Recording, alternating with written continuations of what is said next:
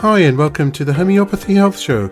I'm Atiq Ahmed Bhatti, a fourth generation homeopath with over 25 years of professional experience and practice in this field of healing. The Homeopathy Health Show is the online voice of homeopathy around the world, promoting and raising awareness of this truly unique system of healing, which is suitable for all ages, young and old.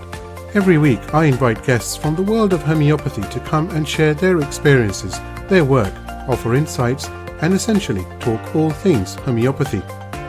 Why not visit www.liketreatslike.co.uk and click on the radio and podcast button to listen to the latest episodes. So let's begin today's show here on UK Health Radio, the world's #1 talk health radio.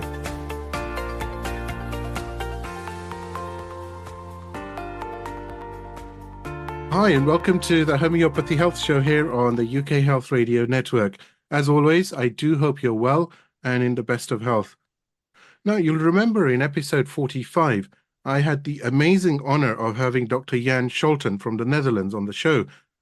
And we discussed a great many things, in fact, including Jan's days as a doctor, his journey to homeopathy, and his path to the periodic table of elements in homeopathy, which is also known and referred to as Scholten's periodic table.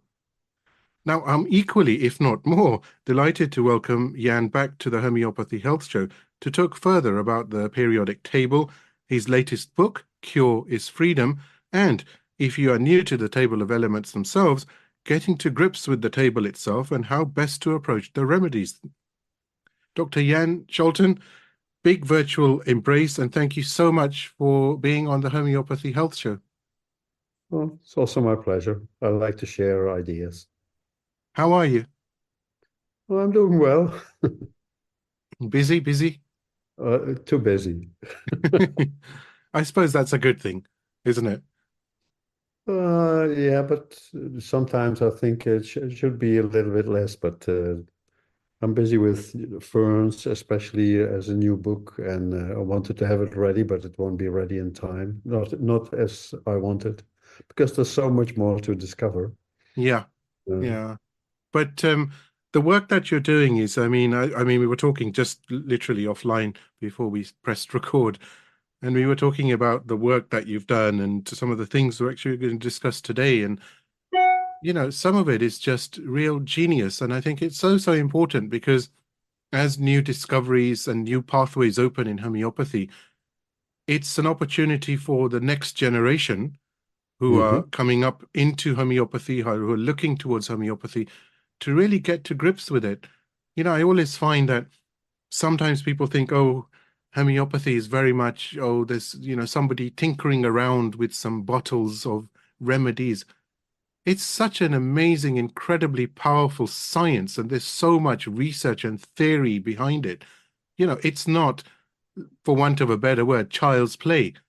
It's a proper medical system which has profound effects on somebody's life. We're not talking pathology, we're talking mental and emotional, which is actually the crux of most ailments, you could argue.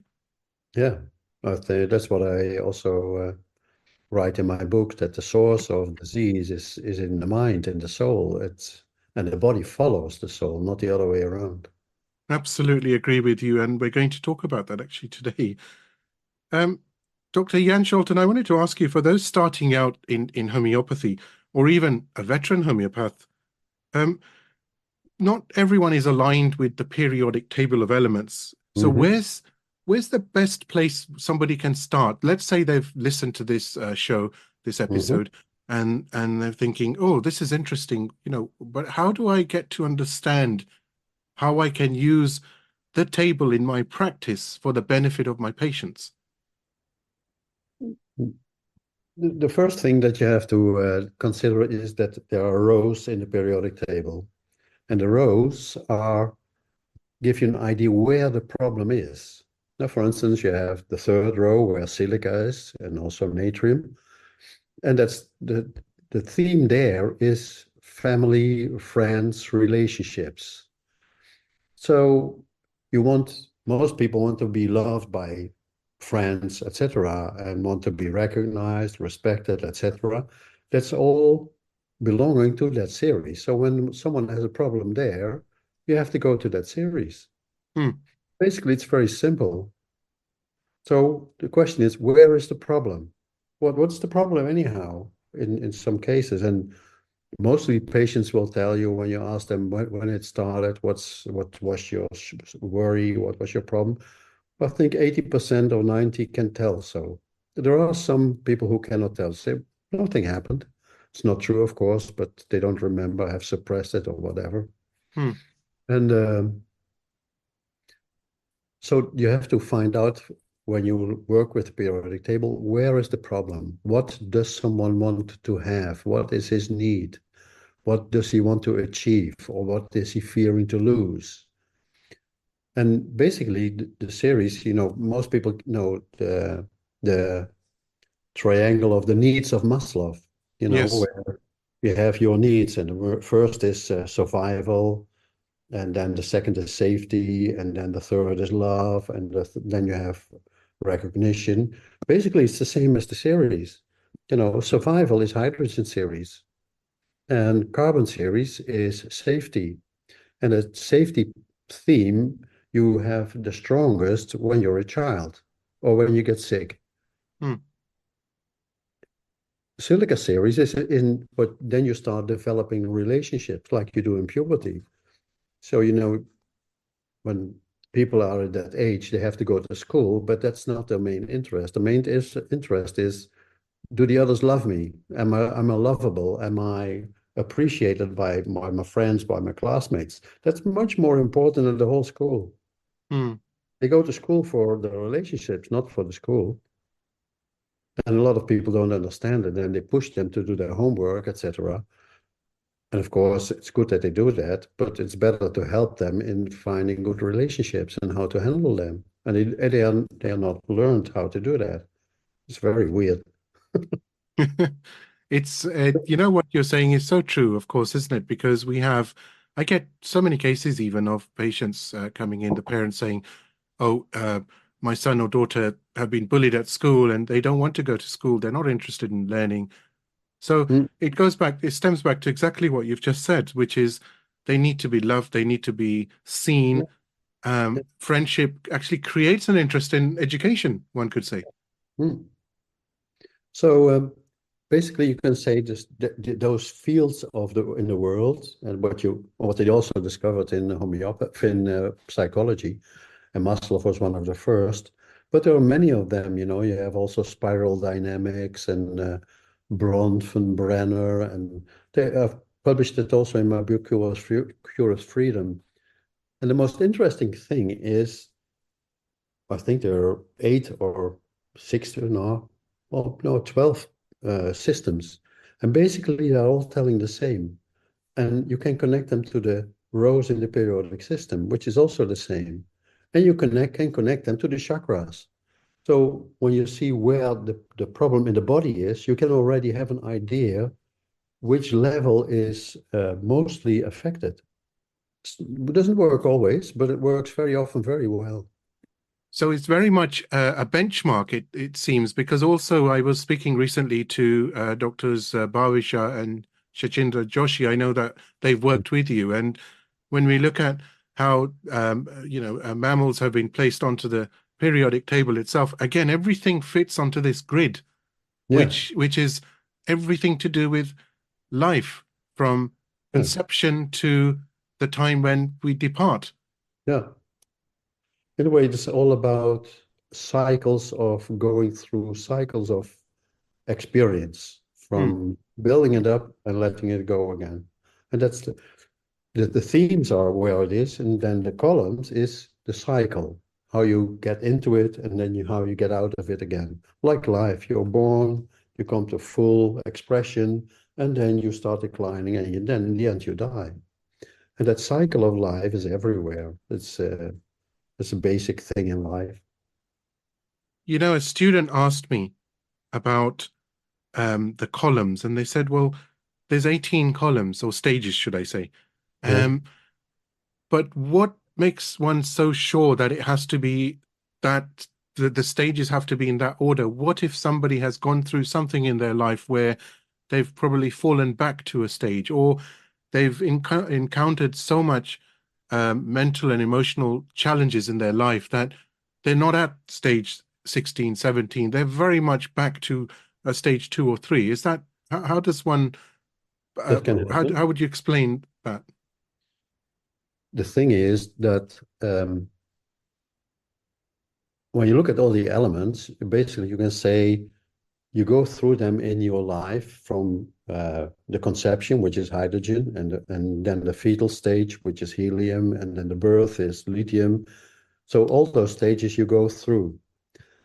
The thing is, when you get stuck, it stays with you as a problem, and it doesn't matter what age. Hmm. So, but it's also the other way around. Some children are born and they are very clever. They call them new age children and other terms. And many of them have a lanternite quality. Normally, you should think that they will get that later in their life, but some have already that as a theme in their life in the early age, which is also a bright thing, but it can also be a trouble. And these days, you see that more and more children get autoimmune diseases at a very young age, whereas autoimmune diseases are basically a lanternite theme. So you wouldn't expect it with young children, and normally that's also not the case. But it means we are getting more ill as a humanity in a way, or you could say it all the other way around. We are probing in new fields, and that gives a lot of problems. That's another way of looking at it. So Hmm. it's always evolution. Is also always involved because that's the I think the essence of life to learn about the world, about yourself, especially about yourself. What is the world, the meaning of it, and so and then you go to all kinds of learning processes, which can be easy or can be difficult. You know, with what you've just said, and this is slightly going off the conversation, but why is it? I mean, what are your thoughts? Why is life so has become so challenging? Why? Was it always like this and we just didn't realize and appreciate, or are we at this stage where we can now truly analyze it? Or is it really just so fast paced that there is no time to say, well, who am I? What am I about? What have I been able to do? And what are my strengths and weaknesses? Because it doesn't seem we have time for that. It's just like you wake up in the morning and before you know it, it's time to go to bed again. Yeah, when you look at where we are as a humanity, we are in big crisis, not in one field, but in many fields. Hmm. And in a way, our technique is maybe sometimes too far advanced for our emotional development. And, you know, that people now start talking about using atom bombs. That's crazy. Hmm. It's like children can play with bombs or grenades or with pistols. You don't do that. But that's also a big challenge. And maybe of course, this always can go two sides. It can go into a collapse, or it can go that we overcome this and become aware of our responsibility. Basically, that's what it is.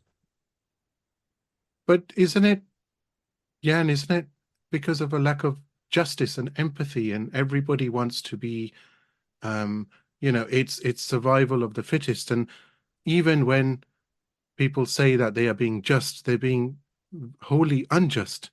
And this has led to all this trouble, Yeah. which you quite rightly mentioned. And now, we're at a stage where, God forbid, anything very serious can happen, which will last for generations. The repercussions of God forbid, a third world war, let's say, would last for generations to come, and everything is going to be destroyed because we're looking Look, at atomic energy. no, there are stories of older civilizations that have gone down that were just as far as we were, or maybe further, or like Mm. Atlantis and Lemuria. So it could happen another time, and we have to learn the hard way.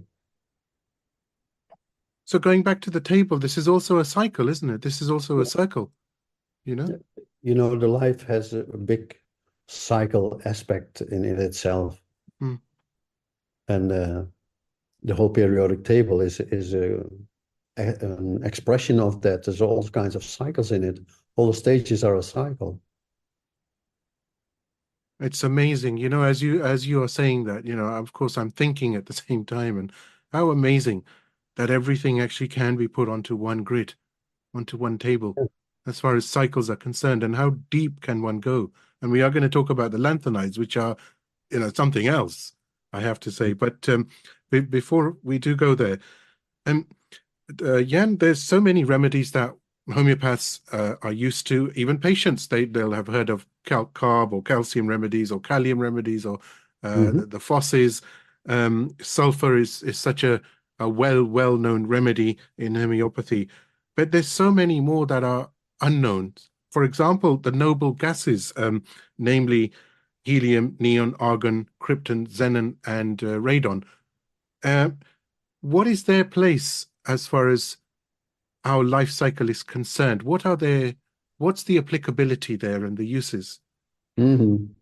The one I use the most is xenon. Xenon.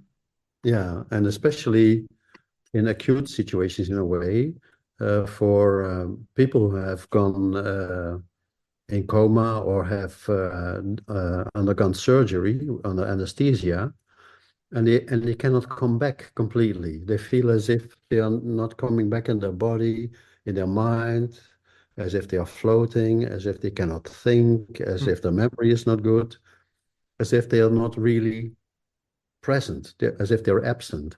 And that's a big thing of all the noble gases. They are not really connected. They are not really there. That's And fascinating.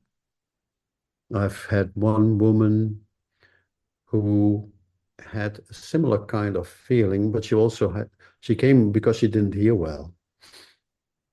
And she was an artist, and but also very spiritually oriented. And she did very well on Krypton, but she also had that feeling as if she was not really grounded, not really incarnated, but then more general, not from an anesthesia or whatever. So that's typical for noble gases, but I don't prescribe them very often. Hmm. Uh, Although xenon, I think I prescribed it 10 times or something like that in those situations that I described after anesthesia. But I think they're very good remedies for coma patients.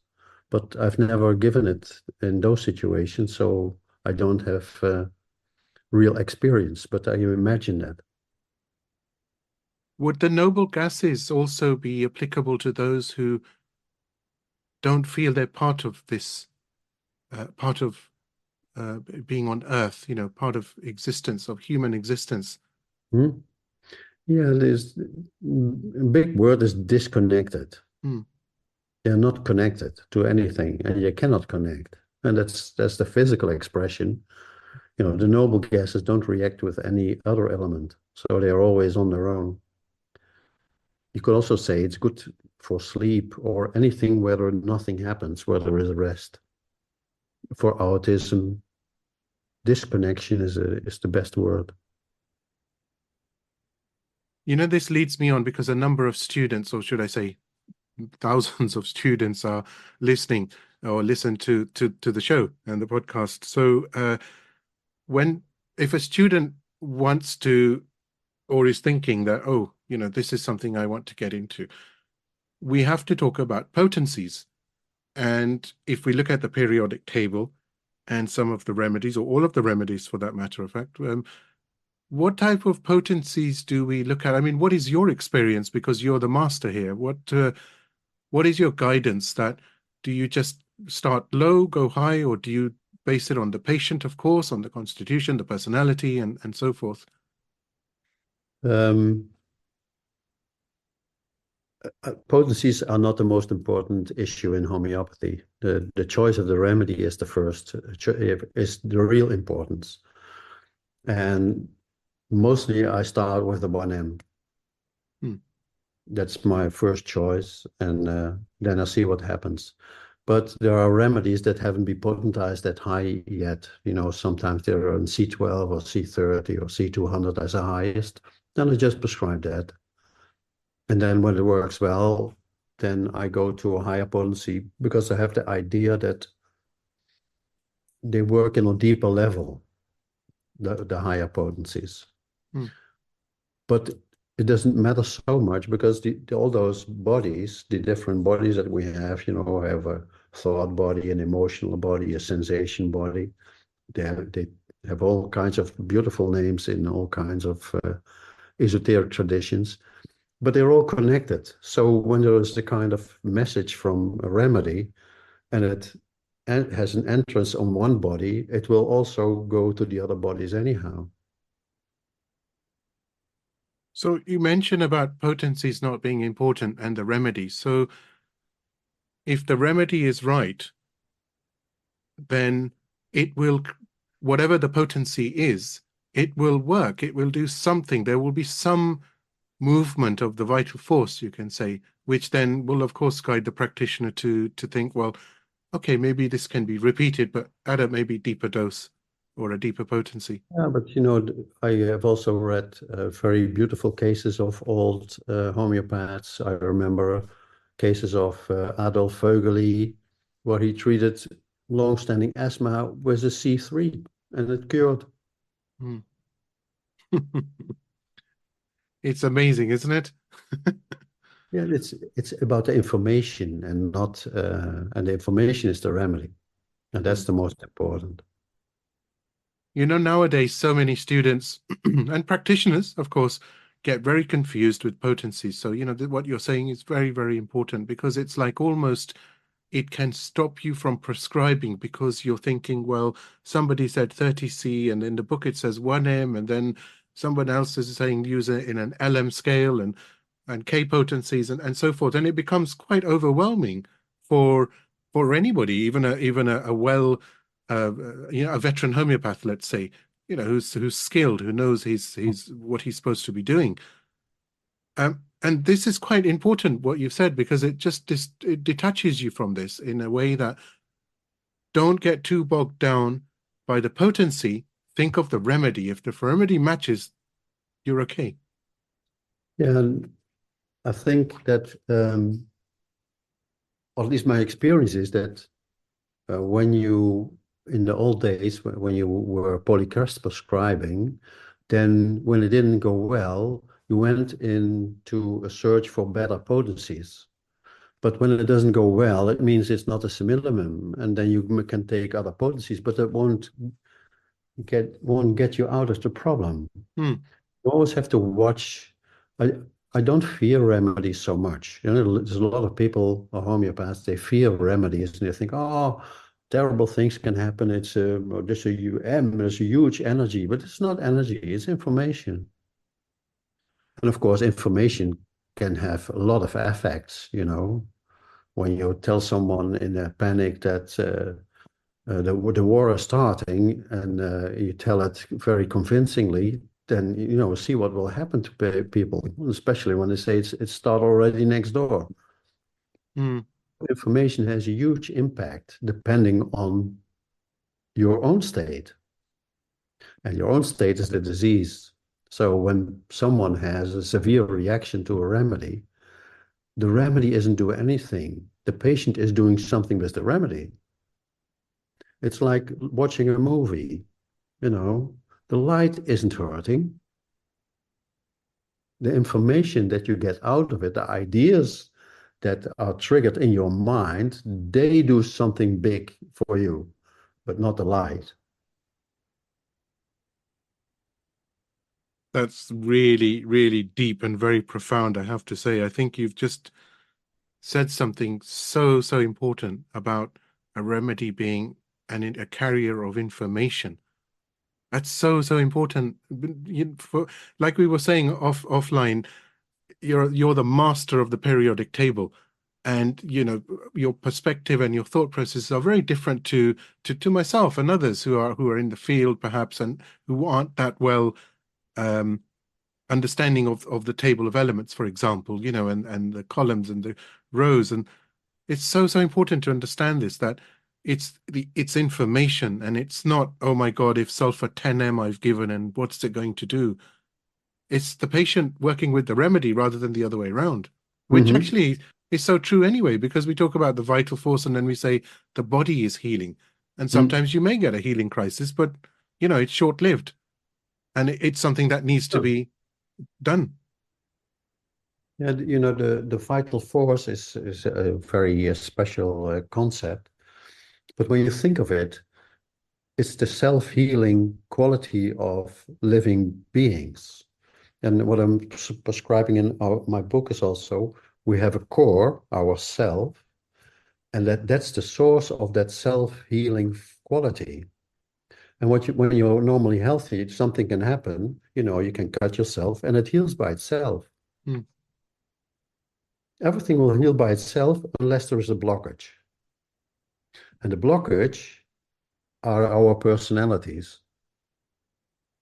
And when you um, relieve someone of their blockages, of their personalities, they will heal by itself.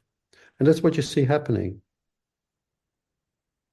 One of the things is when you give a good remedy and people have a bit of obesity or very much, then you see they will start losing weight.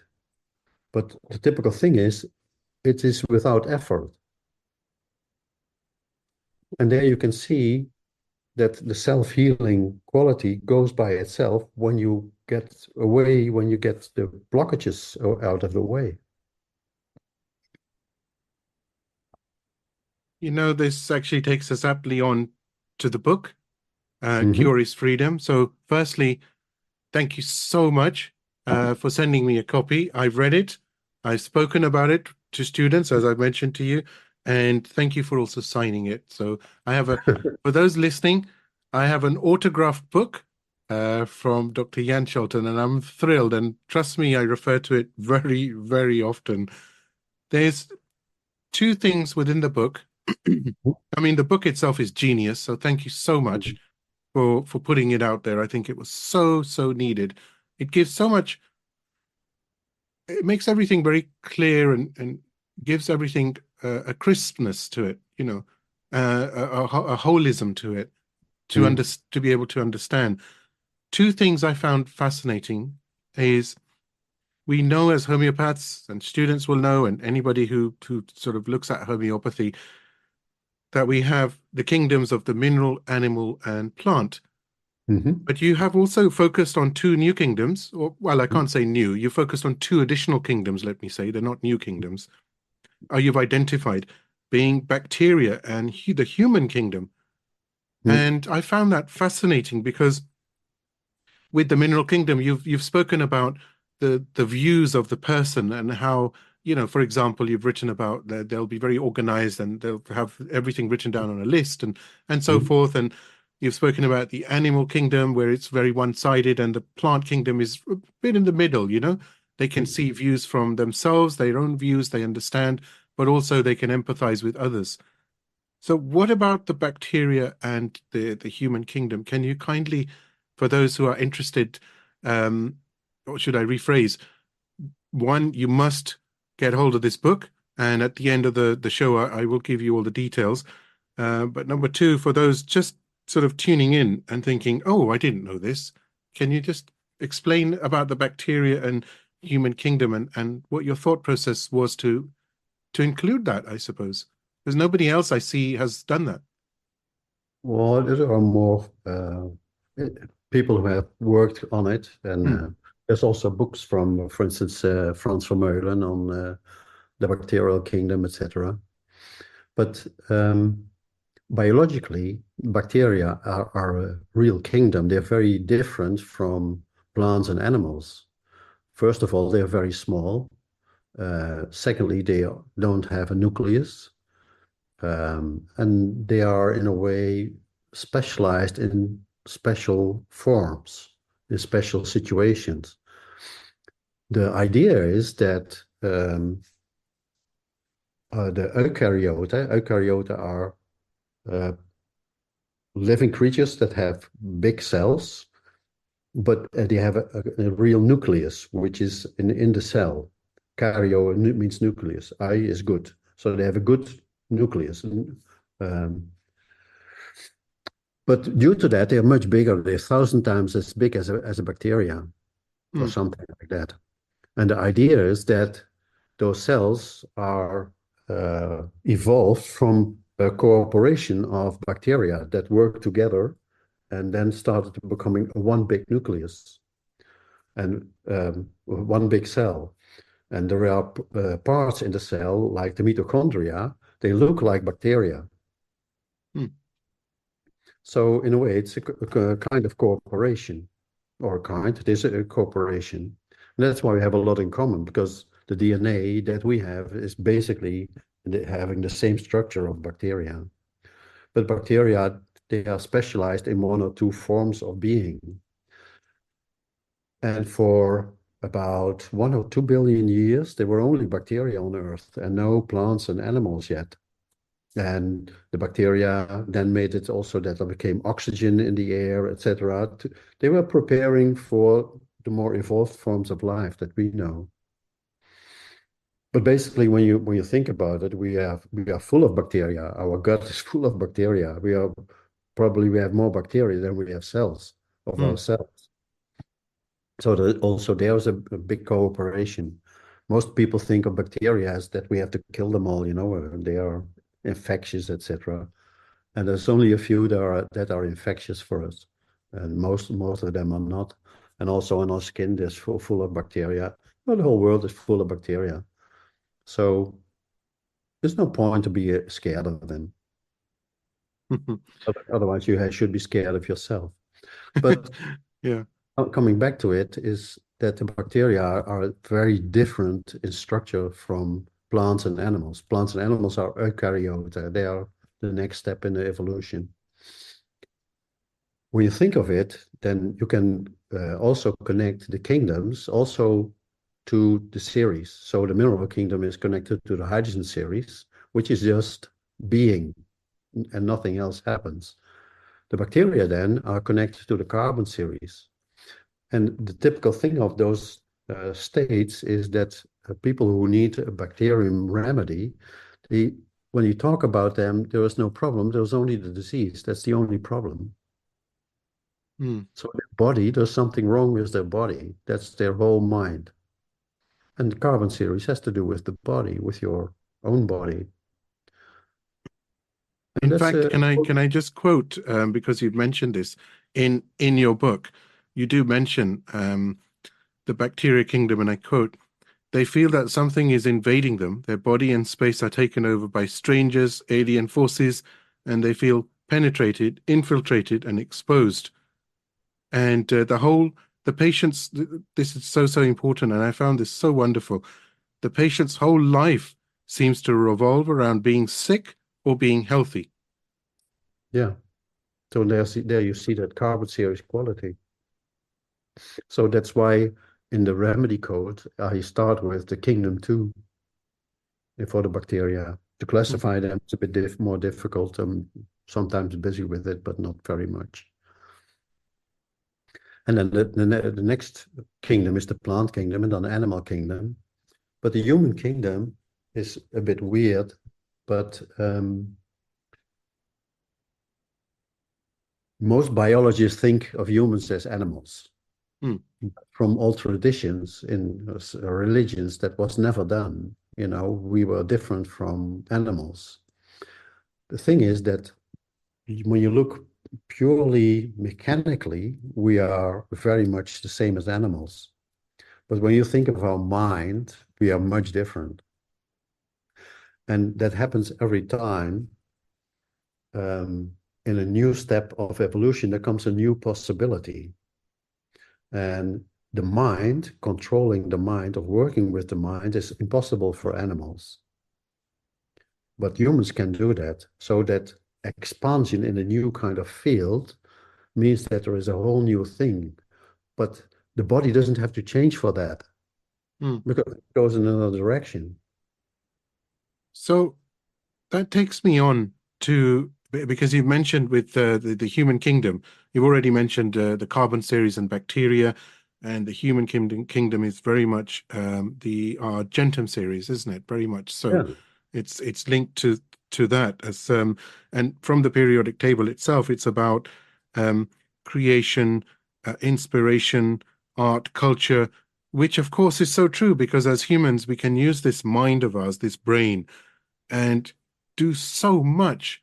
We can do so much good, and Mm. God forbid we can do so much bad as well. You know, Mhm. um, but we'll stay obviously on the positives here. So, there's so much good that can be done. But what I find fascinating is that you were able to actually put them on the table itself. Um, that's also, I think, something so wonderful. And again, we go back to the same thing that on this grid, there may be some other things that perhaps you have not discovered yet, which you may do in the future, which can also, again, fit so nicely onto this periodic table. I think uh, basically I thought the periodic table for a long time as belonging just in stages and series, belonging to the mineral kingdom, Hmm. because they are from the elements. But when I was busy with plant families, I discovered that, for instance, Lamiaceae was having qualities of phosphorus, and Cornaceae is having qualities of sulfur. So then I started thinking, hey, that's weird. Hmm. But that's also normal because we know that belladonna has several aspects of, well, what do you call it? But at least aggression, but aggression is only an expression. But very much aggression is an expression of phase 7 more. Now, there is a phase 7, the seventh stage 17 or phase 7, which is more or less the same, has a lot of aggression or can have a lot of aggression because they are on the end of life and it can get into destruction. So then I started understanding that maybe the series and stages are ideas in the idea world which are before there are elements, and that's why they have to be formed that way. Hmm. But then it can also be used for other kinds of developments like plants, bacteria, animals, humans, etc. So I see now the stages and the series and the phases as much more universal than just limited to the mineral kingdom. What an amazing, what an amazing discovery indeed. And I think that we haven't uh, touched the tip of the iceberg yet, have we? I don't know. Or I think that for homeopathy, it can be evolved so much further than we are now. Hmm. We have Absolutely. developed already quite a lot last 40, 50 years. But I think we're just at the beginning of our possibilities. This takes me on to the second thing I wanted to talk to you about, in which is in your book, which is to do with personalities. Yeah. And I find that fascinating and intriguing, and it's just the way that you've presented the information. And I must say, for those who are, of course, just listening, that there is a lot of information about personalities and stages. Again, I would ask you to please, as the genius behind this, to talk about that because it's just fascinating how personalities can develop and evolve and sometimes clash within just one entity, one being, where you can have multiple personalities and people are not. We find nowadays with and I give you an example with nowadays with, as you very well know, Jan, with mental and emotional conditions, different types of personalities are there, but Mm, they're not that true person. It's not the I am. That person is not there, mm, and yet it's not because of a disease as one would refer to it. It's because of the situations that perhaps life has thrown at you and perhaps the way you've dealt with them and the choices that you've had to make, right or wrong, because mhm. we learn from mistakes and we all make Mm. mistakes, right? But please do share your wisdom again on personalities and how that's broken down. Now, the basic question is, who am I, or who are we? Who is I, and why is someone doing this and the other doing that in the same situation? And I remember that when I studied in the beginning with homeopathy and we had classes and so on, and then we were discussing cases and they were saying, oh, he's a real, or she is a real pulsatilla and he is a real sulfur. But then I also had the question, but when you treat someone with sulfur, then what's left? He is sulfur, and you treat the sulfur, where's the person? Hmm. But they keep on living. So, and also then you come to connections like, what Eckhart Tolle says, our core of being is our experience, our consciousness. And we can learn and change our personalities, our forms of how we act and what we do. So, and then I came to that idea of personalities. You can call it vital sensations or you can call it basic delusions, but they're all aspects of one personality. And that's why you can use different entrances to come to the same remedy. And that's why we have a lot of techniques that, like vital sensation, periodic system. And the more we have, the more possibilities you have to come to the right remedy. Hmm. But it's also, for me, my own experience that I'm not my personalities. Even when I have them, I can look at them and I can judge them. But when I'm judging them, that's probably also personality. And also you have a form in psychology, which is called intra, intra-family system therapy or something like that. But what they do, they start letting you discuss the several personalities that you have with each other and then come to a solution. So there is also the idea, there are many personalities, but there is always a self, which should be the central one, because that's the only one who sees what's happening. And that's our self and that's our core. And as you see that same idea also in spiritual traditions, like in India, etc. And why I like this idea also is that when everyone would realize that we are in our basic being holy people, but that we have personalities that can do awful things, you start looking differently at people, at yourself and others. Then there is no one really bad. Of course, you can have a conflict with his personalities, but when you look behind the personalities, you see a human being, a living being. That would, when people would realize that, that would change the world.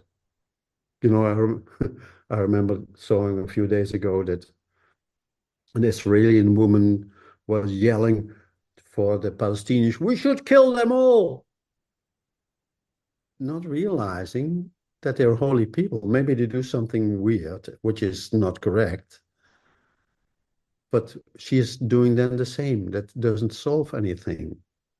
Hmm. And it's also my experience when you start talking to people, even criminals, you see the man behind it, behind all the crimes.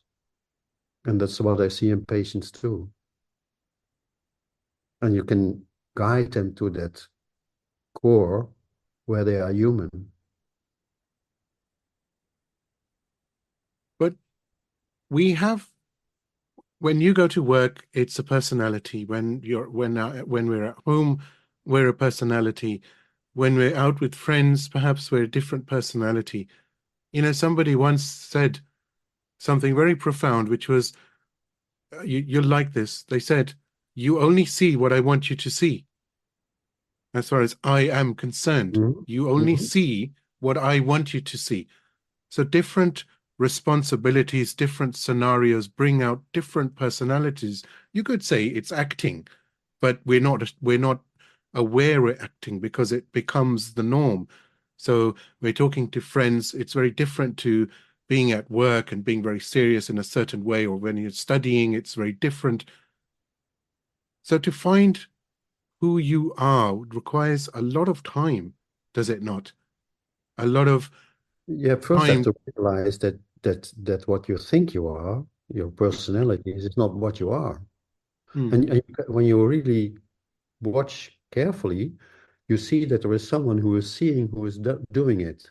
But when you identify with them, you can easily go into it and don't see the difference anymore. hmm. But always, even when you talk to friends, you are still you. And of course, you have a certain form and a different form towards your children or your wife, etc. But behind it is still you. But how do you get to that you? Where is that moment in time or in life or even in a day where you can sit down and say, who am I? Because so many people are now at that stage where they're thinking about life. They're asking those questions. You mentioned, who am I right at the beginning of talking about personalities. And people are genuinely wanting to know who they are, but they're having trouble finding who they are. Yeah, for me, a big teacher for me was Ramana from India, or still is, but he's not alive, but it doesn't matter. And his basic question is, who am I? That's his teaching. And of course, a lot around it, but that's basic his teaching. But he says, don't think about it, experience it. And you do that by meditation and then trying to experience I, because you cannot explain I, you can only experience it. You cannot um, who am I? Yeah, that's the question. You can only feel it. And but everyone has it because everyone says I. But then the I is often identified with a role, with being a doctor, with being this, being that, being a wife or husband, a child, a parent. But you can easily imagine the next day, next moment, you do something different and you're still I. And when you ask most people, the I, when you really experience it, the I that I was at 6 is still the same as now.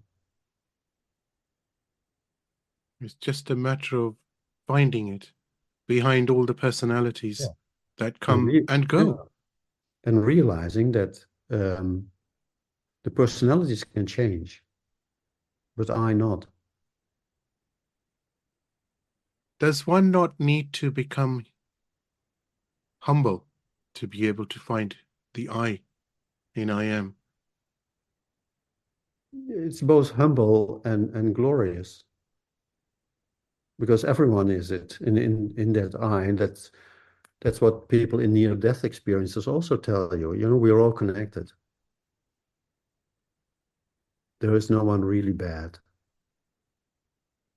Um, I think that we will, Dr. Jan Scholten, I think that's a perfect place to end this episode of the Homeopathy Health Show with your respected self. Uh, it's actually food for thought for the listeners and how important it is.